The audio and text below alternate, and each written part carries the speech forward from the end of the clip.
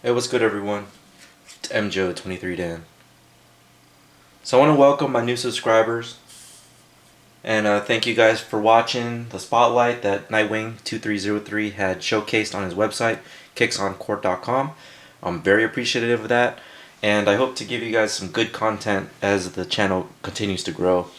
But anyways, I wanted to continue on with the story of how I obtained the Air Jordan 23 Titanium. So here's the box. It's the Air Jordan 23 Premier White Titanium University Blue, style number 318474, color code 151.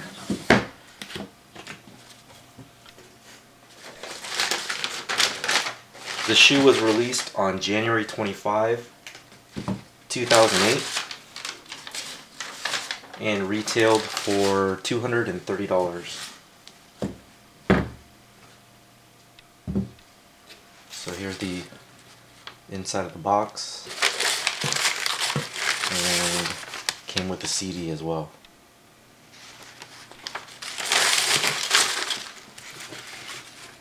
MJ's fingerprint at the top.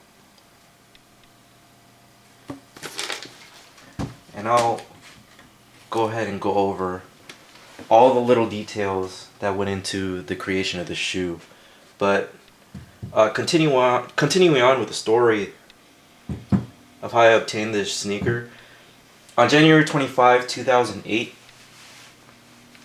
my wife, girlfriend at the time, and my cousin who lived in LA, my wife and I drove up from San Diego to LA to hit up one of the 23 stores that were releasing the Jordans in the United States.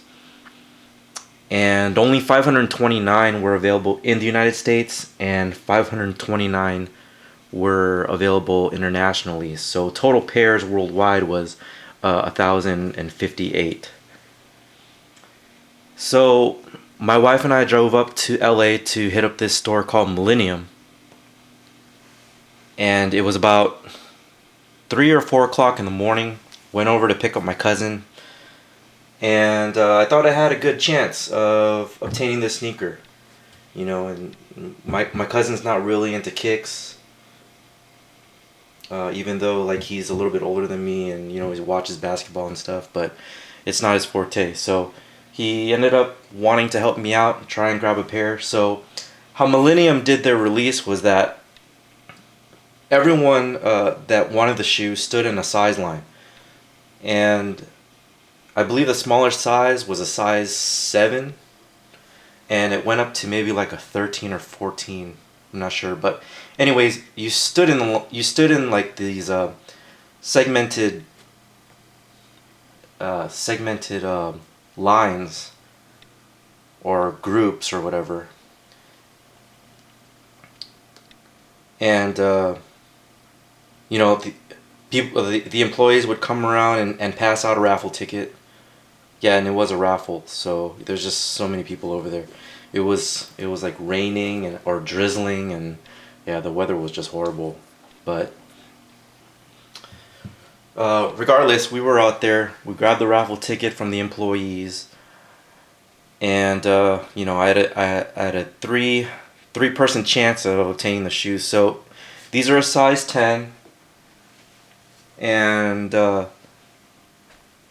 I think there was about 15 to 20 people in the size 10 line. So you know, I thought I had a good chance. But when the people came around, they usually announce the winners by size. So you know, size 7 probably had like 2 people. Size 8 probably had like, I don't know, like 4 pairs, and then so on and so forth. So anyways, I think they only called maybe 2 or 3 or 4 people in the size 10 line. And there was 2 people in front of me, which later happened to be a guy from Soul Collector. I did not know. He was standing in line with his girlfriend, and he won a pair. So you know, it got down to like the 3rd or 4th ticket, and we lost. And yeah, so I probably even still have those tickets somewhere around here. I saved pretty much everything, but anyways, I lost out on the pair. Drove back to San Diego, all depressed and everything. My cousin had to go to work, so that was it. But anyways, I think like a few months down the line, I was still looking for the shoe, and I wanted the pair because, you know, the 23 is iconic, and you know, everyone wanted this pair, and is limited, and I mean, just the overall shoe, the look in person is way different from what pictures look like. So, I mean, when you pick up the shoe and you look at it, and it's just amazing.